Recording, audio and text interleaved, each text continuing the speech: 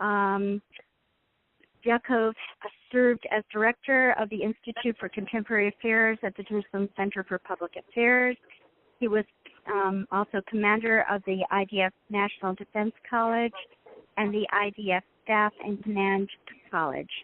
He's the former director of the IDF Research and Assessment Division, where he had the responsibility for preparing the National Intelligence Assessment. In addition, General Amidror served as the military secretary of the defense minister. So without further ado, I'd like you, General Amidror, to please talk about the necessity for and objectives of Operation Protective Edge. Thank you. I want to add that today I am fellow researcher in the Begin Sadat Center in Bar-Ilan University. About the operation, we have now three different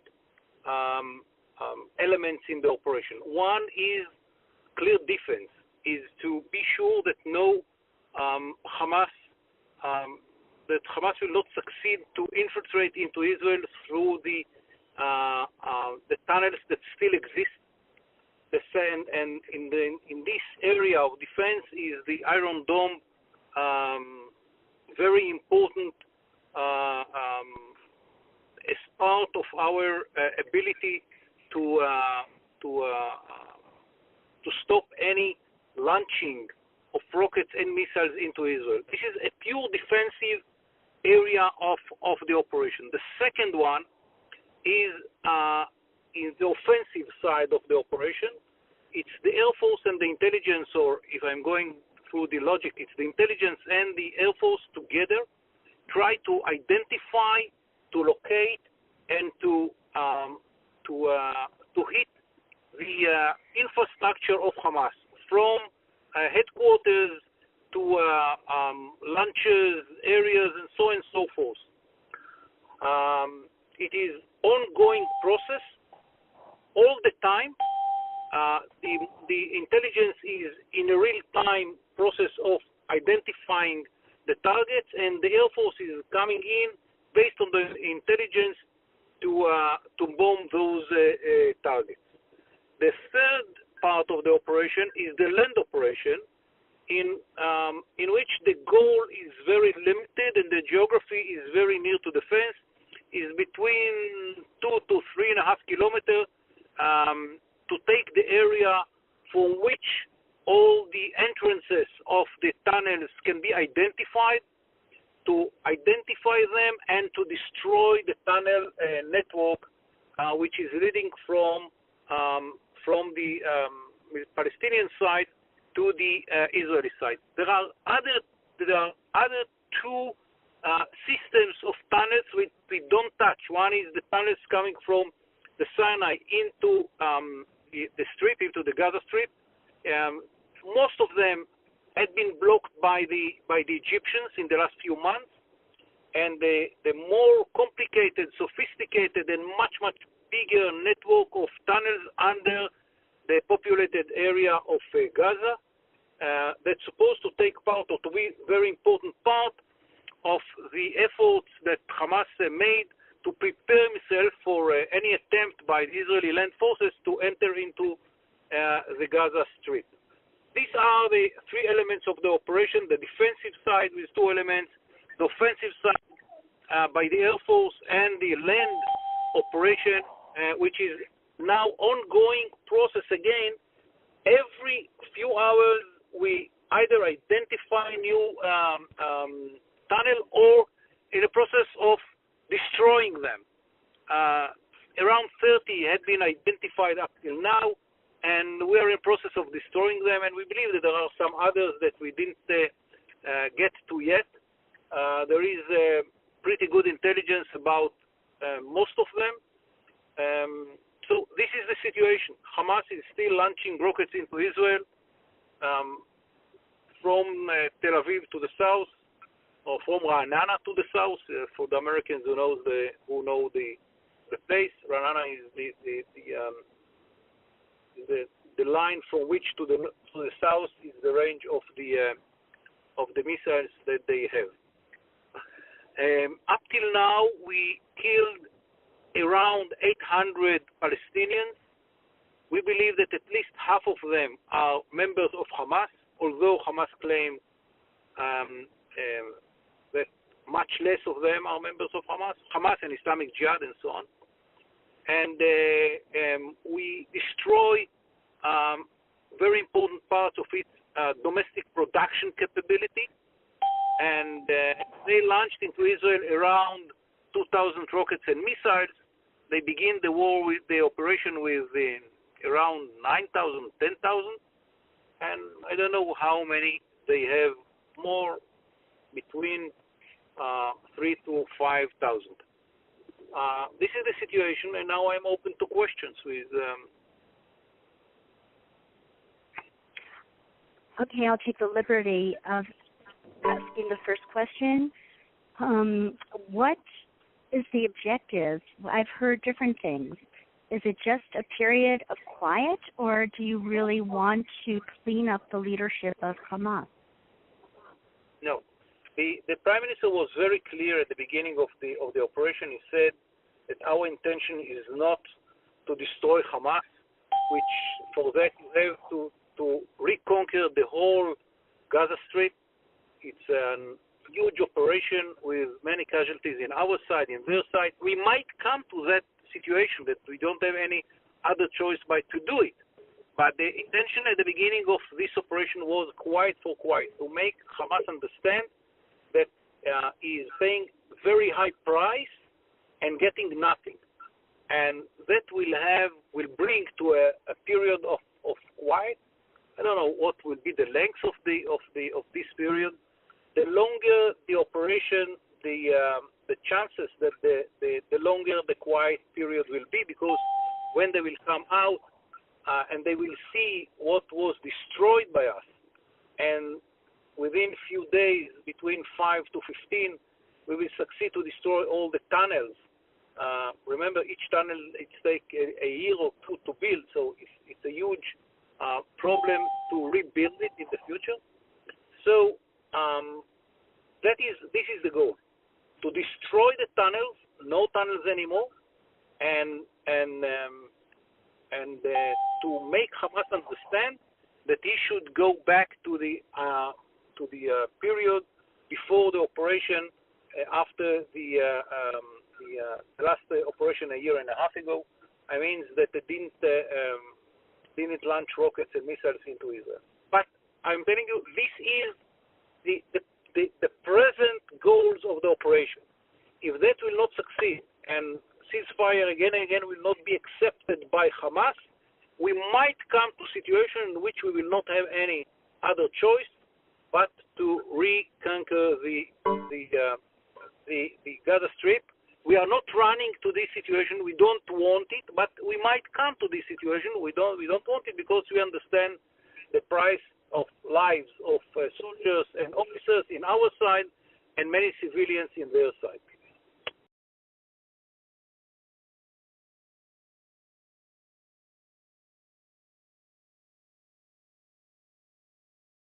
It's true about United States of America. It's true about every intelligence institution in the world. In this case of the tunnels, the level of surprise is very, very low. Most of the tunnels were known before the operation. We didn't know the details. We didn't know where exactly the entrance is. Or if we knew the entrance, we didn't know where it is going through underground and where is the door outside the tunnel. But we have very few surprises about it, and the forces which went into the Gaza Strip had very good intelligence about where to find the entrances of those tunnels. So in this particular case, the level of surprise is very low.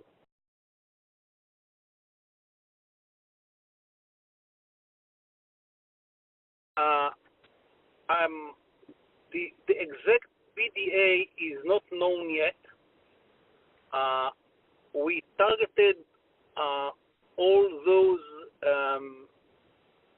places, factories that we knew about. it will take some time to understand how much of this capability was destroyed. I don't know if it's 90% or 80% or 70%. It will take time to understand, but for sure, a lot of damage to this capability. That was one of our main targets.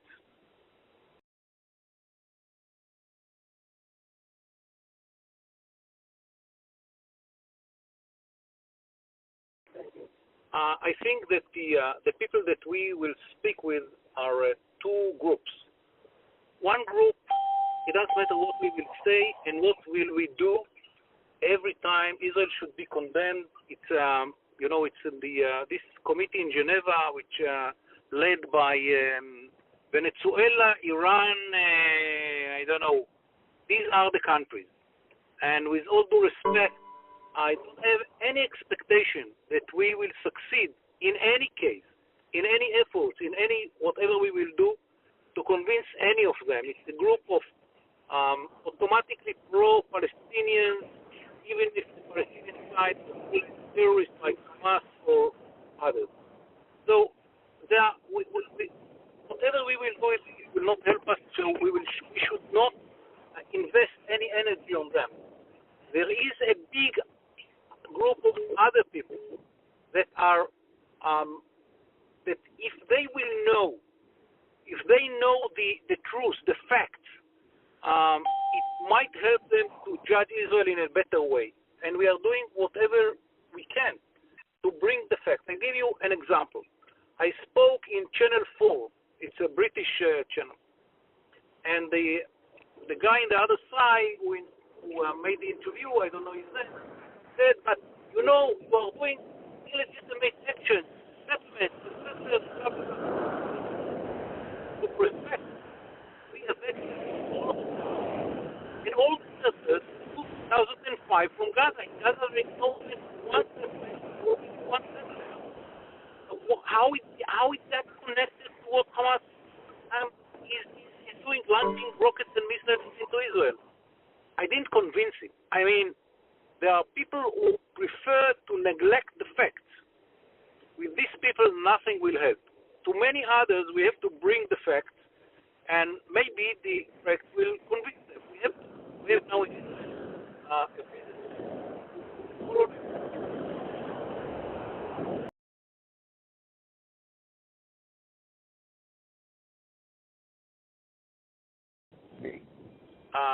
for destroying Hamas, we have to reconquer the Gaza Strip. Reconquer the Gaza Strip means to enter to one of the most intense populated areas in the world, to fight against the around 20,000 members of Hamas and the Islamic Jihad. At the end of the day, we will succeed, and Gaza will be under Israeli control. It will take us between 6 months to a year to clean the area from all the weapon systems and to arrest the terrorists. And at the end of the 1-year operation, Gaza will not be a threat to Israel anymore. We might face some, terror operations inside Gaza Strip, but no one within Gaza will launch anything into Israel. We can do it. The question is not if we can do it or not, if there is such a solution. There is such a solution. The question is if it was the price, because no question, based on what we see in the last few days of the land operation, that we will have many casualties, and the Palestinians will have many casualties, because we will have to fight inside those populated areas, because the defense of Hamas is concentrating in those populated areas. And the question is, is it wise to pay the price of retaking Gaza Strip, or to build on the assumption that when they will come out from the tunnel, the destruction of their infrastructure? They understand that they don't have any tunnels anymore. How long it will take them to build this capability, 2, 3, 5 years, I don't know, and we will earn 5 years of quiet, and at the end, maybe we'll go to another operation. You are right about it. It might come again, but you remember Lebanon. Lebanon came out of the operation. Very bad judgment about our capabilities, very high frustration, very deep frustration. Anyhow, since 2006, nothing was launched from Lebanon into Israel, because our judgment of the operation, Nasrallah's judgment of the operation was totally different. So it's a good question, but each of us will answer himself if he is ready to pay the price of soldiers, officers, and civilians in the other side, and at the end of the day to go to operation which will take 6 to 12 months to clean the Gaza Strip. Otherwise, there is no any reason to go in. But if you are ready to take the risk of the cleaning and then to control the Gaza Strip as we are controlling today the Jordan Samaria, and none is done from there,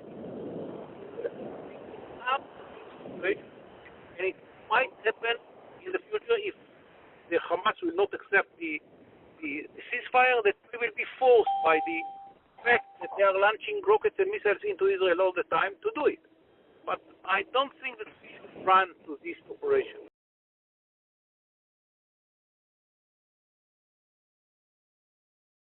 I cannot speak about any intelligence detail that will give the other side a better understanding of what we are doing and what we are not doing to identify the tunnels. Okay. Thank you.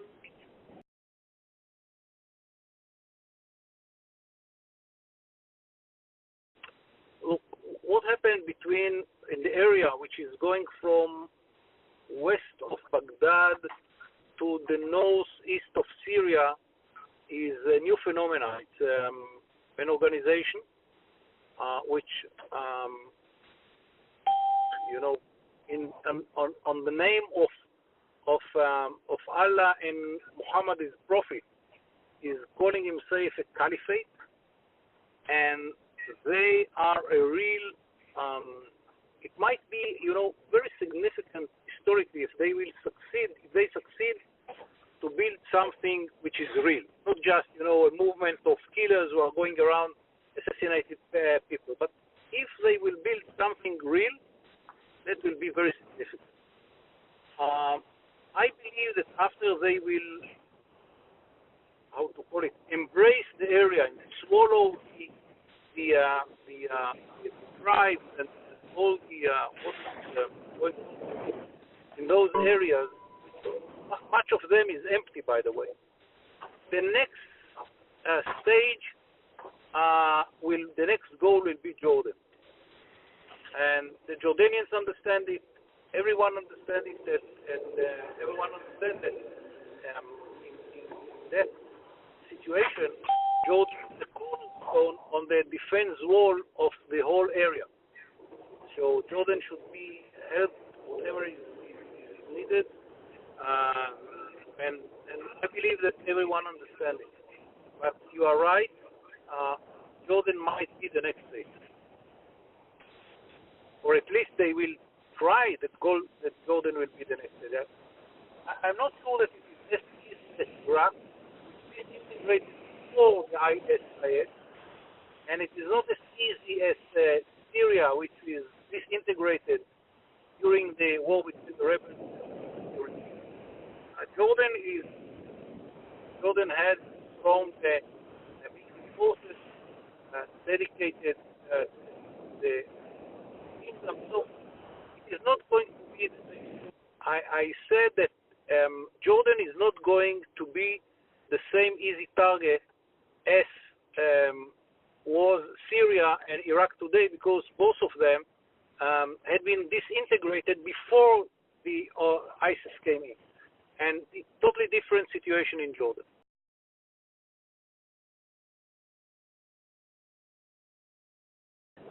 No, I think that it's not fair to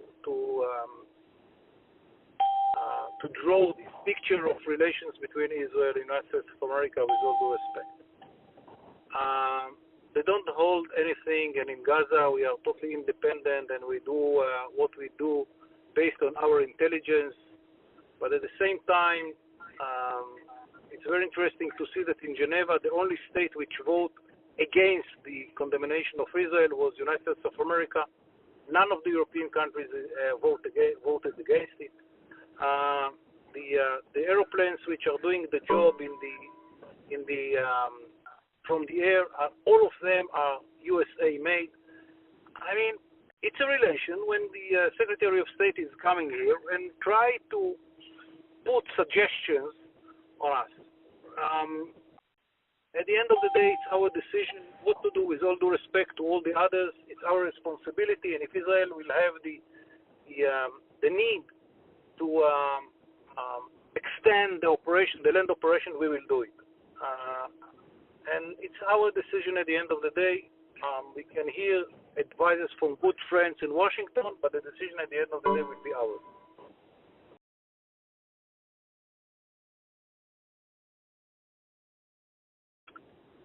At the end of the day, the whole procedures of this international court, all these procedures are political procedures. It's not, it's not like the American legal system. You have attorney, and it's much more political system than any legal system of any modern state. So I don't think that will be very helpful to try to bring them into justice. I remember that after 9/11, President Bush said that he will bring those terrorists into justice, if not justice to them. And I think that at the end of the day, justice to them will be more practical.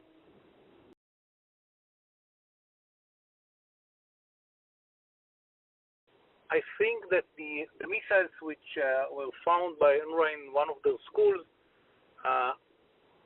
were transferred to their owners. I mean, back to Hamas.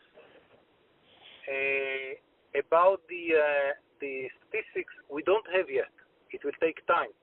I think that many casualties are not known because all those Hamas members which were killed in clashes with our forces have not been